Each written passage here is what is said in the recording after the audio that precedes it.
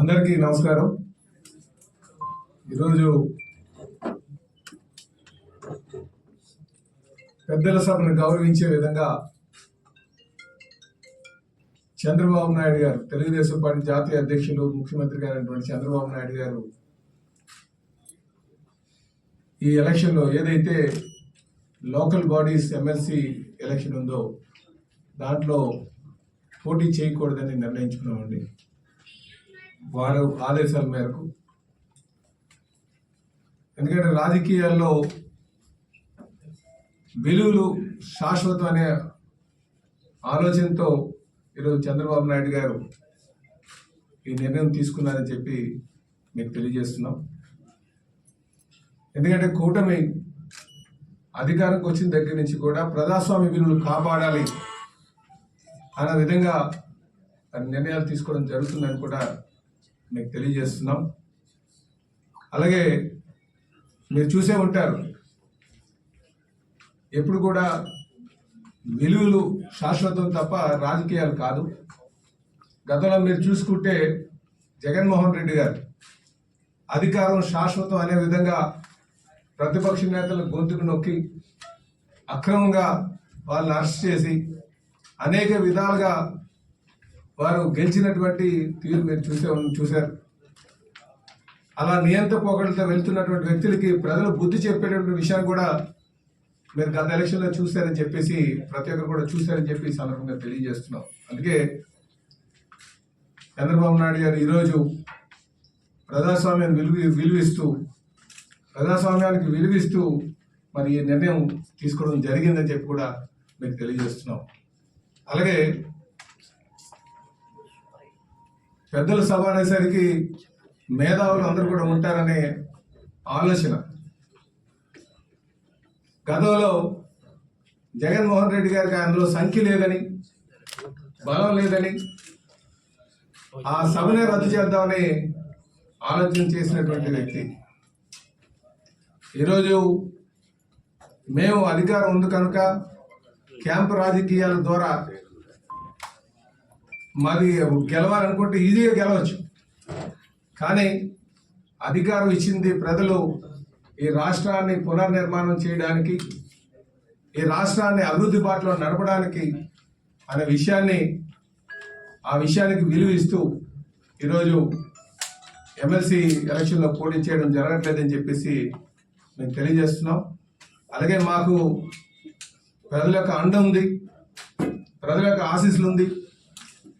ఈరోజు మేము ఒకసారి కానీ పోటీ చేయదలుచుకుంటే పిలిస్తే అందరూ వస్తారు. కానీ అది రాజకీయంలో ఆల్రెడీ వాటిని తెరలేపకూడదనే ఉద్దేశంతోనే ఈరోజు మేము ఇది విరమించుకుంటున్నామని చెప్పేసి మీకు తెలియజేస్తున్నాం. అలాగే ఇప్పటికే చాలామంది ఒక మాట చెప్తున్నారు, ఈ మాట గమనించాల్సినటువంటి ఒక విషయం. చట్టసభల్లో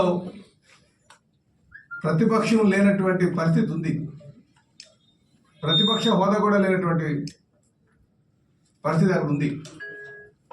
కనుక అట్లీస్ట్ వీళ్ళకి కొంత సంఖ్య ఉంది కనుక అందులోనైనా సరే వాళ్ళు సక్రమంగా ఒక ప్రతిపక్ష పాత్ర పోషించాలనే ఆలోచన కూడా, ఎందుకంటే ప్రజాస్వామ్య విలువలు కాపాడాలనే ఉద్దేశంతో మరి ఈ నిర్ణయం తీసుకున్నామని చెప్పేసి కూడా తెలియజేస్తూ సెలవు తీసుకున్నాం. ఈరోజు ఎమ్మెల్సీ ఎలక్షన్స్లో తెలుగుదేశం పార్టీ స్వచ్ఛందంగా ఈరోజు పోటీని విరమించుకోవడం అనేది నిజంగా చెప్పాలంటే ఒక విలువలకి, అంటే రాజకీయాల్లో విలువలకి ఇవ్వటంలో ఒక మైలురాయి వంటిదని చెప్పి మనందరం కూడా అనుకోవాలి. దీనికి ప్రత్యేకంగా ఇప్పుడే మన రాష్ట్ర అధ్యక్షులు పల్లా శ్రీని గారు కూడా చాలా క్లియర్గా చెప్పారు. ఏ ఉద్దేశంలో మేమందరం కూడా ఈరోజు ఈ కార్యక్రమాన్ని, అంటే ఈ పోటీలోని మేము పోటీ చేయకూడదని నిర్ణయించుకున్నాము అన్న విషయాన్ని కూడా క్లియర్గా చెప్పారు. అయితే లాస్ట్ ఇక్కడ ఈ సందర్భంలోని కొన్ని విషయాలు కూడా మీ అందరికీ కూడా గుర్తు చేయాలి. ఇదే ఎంపీటీసీ ఎలక్షన్స్ అప్పుడు నోటిఫికేషన్ వచ్చిన తర్వాత వాళ్ళు అధికారంలో ఉండి మేము ప్రతిపక్షంలో ఉండేటప్పుడు ఎంపీటీసీ ఎలక్షన్స్కి నామినేషన్ వేయడానికి కూడా మమ్మల్ని చాలా ఇబ్బంది పెట్టిన సందర్భాలు కూడా ఉన్నాయి. నామినేషన్ పత్రాలని సంచుల్లో దాచుకొని చాలా భద్రంగా ఎవరు చూడకుండా, ఎవరైనా చూస్తే మమ్మల్ని కొడతారేమో, ఎవరైనా చూస్తే మా నామినేషన్ పేపర్లు చించేస్తారేమో భయంతో ఆ రోజుల్లోని కూడా చావుకు ఎదురెళ్ళి చాలా మంది కార్యకర్తలు ఎంపీటీసీల కింద జడ్పీటీసీల కింద నామినేషన్లు వేశారు. ఆ రోజు అక్కడ ఇక్కడ అని లేదు, ప్రతి చోట కూడా దాడులు నిర్వహించారు. కనీసం నామినేషన్ వేయడానికి కూడా మా కార్యకర్తల్ని ముందుకు రానివ్వకుండా భయభ్రాంతులకు గురి చేసిన సందర్భాన్ని కూడా ఈ రోజు గుర్తు చేసుకోవాలి. ఆ సందర్భంలో గౌరవ చంద్రబాబు నాయుడు, ఇప్పుడు సీఎం చంద్రబాబు నాయుడు గారు ఆ రోజు నిర్ణయం తీసుకొని ఎంపీటీసీ ఎలక్షన్స్ ని మేము బాయ్కాట్ చేసాం. ఆ రోజు లోకల్ ఎలక్షన్స్ మేము బాయ్కాట్ చేసాం. ఆ రోజు బాయ్కాట్ చేసిన తర్వాత మళ్ళా తిరిగి ఈ రోజు ఆ ఎమ్మెల్సీ ఎలక్షన్స్ లో, ఈ స్థానిక సంస్థల ఎమ్మెల్సీ ఎలక్షన్స్ లో పోటీ చేయడం అనేది నైతికత కాదు, అది విలువలకి విరుద్ధంగా ఉంటుంది అని ఒకే ఒక ఉద్దేశంతో ఈ రోజు గౌరవ చంద్రబాబు నాయుడు గారు ఈ నిర్ణయం తీసుకున్నారు. చాలా మంది బయటకు వచ్చి ఈరోజు ఏదేదో మాట్లాడుతున్నారు అనమాట. అంటే వీళ్ళకి ఏంటంటే వాపుకి బలుపుకి తేడా లేని వాళ్ళందరూ కూడా వైఎస్ఆర్సీపీ పార్టీలోనే ఉండటం కూడా మన దౌర్భాగ్యం. వాళ్ళ పరిస్థితి ఎలా ఉందంటే ఈరోజు మేము ఏదో భయపడిపోయాము, అలా భయపడిపోయాము, ఇలా భయపడిపోయాము అంటున్నారు. ఒక్కసారి చరిత్రను గుర్తు తెచ్చుకోండి. ఎన్నో సంవత్సరాలు కాదు, జస్ట్ ఒక్క సంవత్సరం, 2 నెలలు ముందుకెళ్ళండి, దానికి 1 సంవత్సరం ముందుకెళ్ళండి. మీరందరూ కూడా మాకు ప్రతిపక్ష హోదా కూడా తీయించేస్తాము, అటు నుంచి 3 వస్తే ఇటు నుంచి 3 వస్తాయి అని చెప్పేసి ప్రగల్భాలు పలికినప్పుడు 21 సీట్లని కూడా అందరూ కూడా గెలిచిన 23 సీట్లలో కూడా 4 మీరు లాక్కున్న తర్వాత కూడా మేము ఆ రోజు ధైర్యంగా నిలబడి ఎమ్మెల్సీ ఎలక్షన్స్ లో 3 ఎమ్మెల్సీలను గెలుపొందిన పరిస్థితి కూడా మీకు గుర్తు చేయాలి. ఆ రోజు గెలుపొందినప్పుడు కూడా మేము ఉన్నది ప్రతిపక్షంలో, ప్రతిపక్ష హోదాలో ఉండి కూడా 3 ఎమ్మెల్సీ ఎలక్షన్లు గెలిపించుకున్నాం. అలాంటిది ఈ రోజు 164 మ్యాండేట్ ఇచ్చి 2 నెలలు అయింది. ఇంకా 2 నెలల ముందే మేము గవర్నమెంట్ ఫామ్ చేసాం. ఈ రోజు నిజంగా క్యాంపు పెట్టాలి, క్యాంపు పెట్టుకోవాలనుకుంటే మీ క్యాంపులు మేము బదలగొట్టలేమా? మేము క్యాంపులు పెట్టలేమా? మీకు తెలియదేమో, ఈ రోజుకి కూడా చాలా మంది ఎంపీటీసీలు ఎలక్షన్ అనేసరికి వైఎస్ఆర్సీపీ ఎంపీటీసీలు చాలా మంది మాకు టచ్ లోకి వచ్చారు. కానీ ఈ రోజు గెలాలనుకుని మేము నిర్ణయించుకుంటే గనక చాలా ఈజీగా మంచి మెజారిటీతో గెలిచే పరిస్థితి మాకుంది. కానీ ఈ రోజు విలువలతో కూడా రాజకీయాలు చేయాలని విలువలు కలిగిన నాయకుడు, విలువలు కలిగిన పార్టీలు అందరం కలిసి ఈ రోజు నిర్ణయం తీసుకున్నాం ఈ రోజు. కాబట్టి దయచేసి ఏం చెప్తున్నాం అంటే, ఈ రోజు ఇదేదో మేము బ్యాక్ స్టెప్, ఇది బ్యాక్ స్టెప్ కాదు, ఆగామంతే. ఎందుకంటే విలువలకి గౌరవం ఇచ్చి, రాజకీయ విలువలకి గౌరవం ఇచ్చి ఆగిన పరిస్థితి ఇదంతా ప్రతి ఒక్కరు కూడా అర్థం చేసుకోవాలి. ఇంకొక విషయం ఏంటంటే, ఇందాకే మన అధ్యక్షులు చెప్పారు, అసలు ఎమ్మెల్సీలే వద్దు, మండలిని రద్దు చేస్తామని చెప్పి ఆ రోజు ప్రకటించిన సంగతి కూడా ఈ రోజు మీ అందరికీ కూడా గుర్తు చేయాలి. మరి ఎమ్మెల్సీలే వద్దు, ఎమ్మెల్సీలను రద్దు చేయాలి, మండలిని రద్దు చేయాలని చెప్పిన పెద్ద మనిషి ఈ రోజు ఎమ్మెల్సీ ఎలక్షన్ కి ఎలాగ ఏ మొహం పెట్టుకొని నామినేషన్ వేయించారో మాకైతే అర్థం కాలే.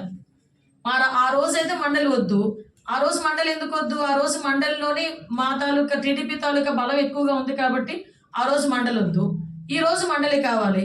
ఎందుకంటే ఈ రోజు అసెంబ్లీలో వాళ్ళకి బలం లేదు కాబట్టి ఎటువంటి పరిస్థితుల్లోనైనా మండలిలో కూర్చోబెట్టి ఇబ్బంది పెడదామని ఉద్దేశం. కానీ ఒకటి, వాళ్ళు ఎన్ని ఇబ్బందులు పెట్టినా కూడా మేము బిల్లు ఎలా పాస్ చేసుకోవాలో, ప్రజలకు ఎలా మంచి చేయాలో మా అందరికీ కూడా తెలుసు. కాబట్టి ఇలాంటి ప్రయత్నాలు మానాలి. ఇంకొకటి కూడా దయచేసి కోరుకుంటున్నా, సందర్భం కాకపోయినా చెప్పాలి. ఎందుకంటే ఎమ్మెల్సీలు అనేసరికి పెద్దల సభ, గౌరవ సభ.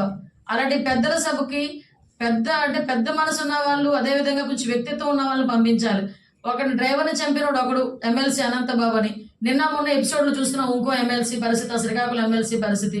అంటే ఇలాంటి వాళ్ళందరినీ కూడా ఆ సభలకి పంపించి, పెద్దల సభకు పంపించి పెద్దల సభ తాలూకా గౌరవాన్ని కూడా కించపరిచే విధంగా చేస్తున్న జగన్మోహన్ రెడ్డికి ఒకసారి ఆలోచించుకోవాల్సిందిగా ఒకసారి మేమందరం కూడా కోరుకుంటున్నాం.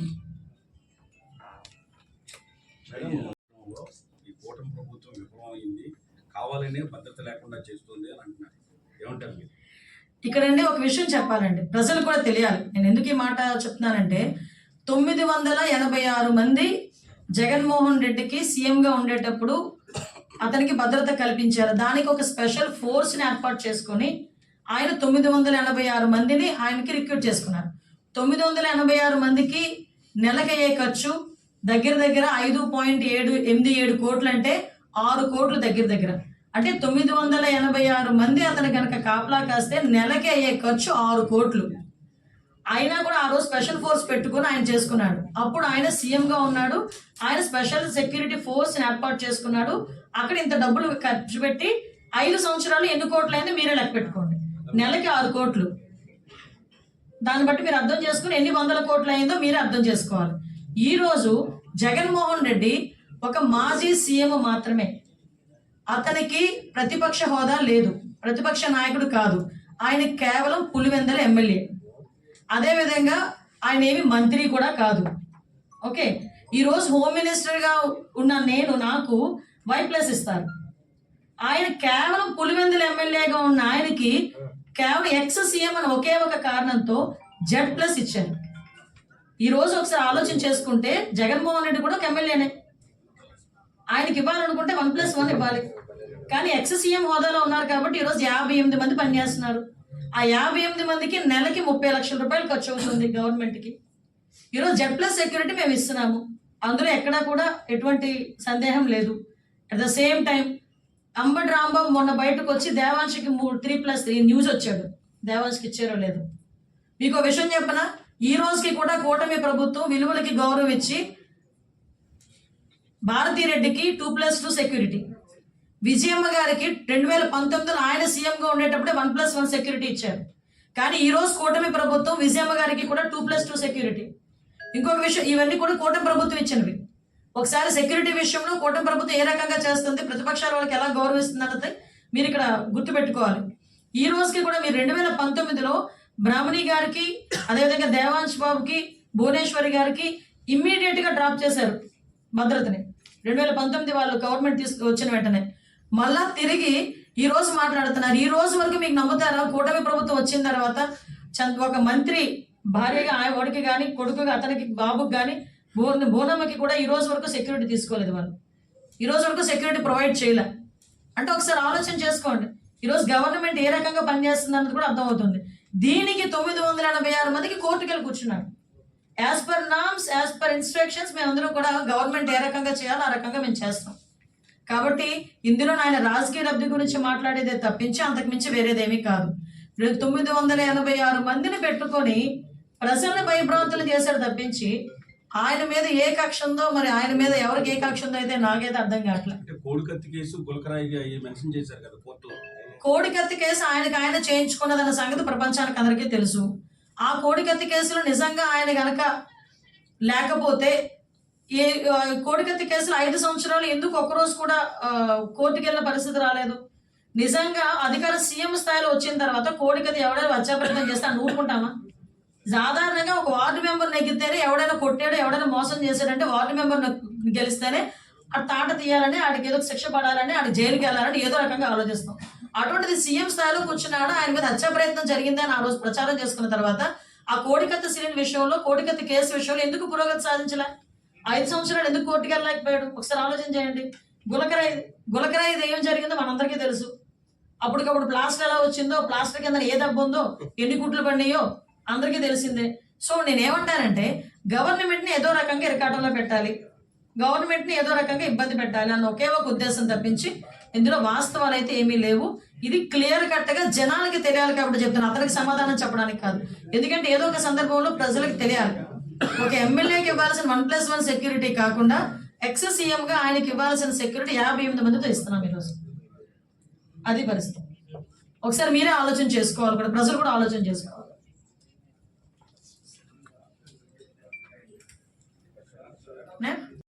Thanks for watching. Please subscribe our Spy News Live channel.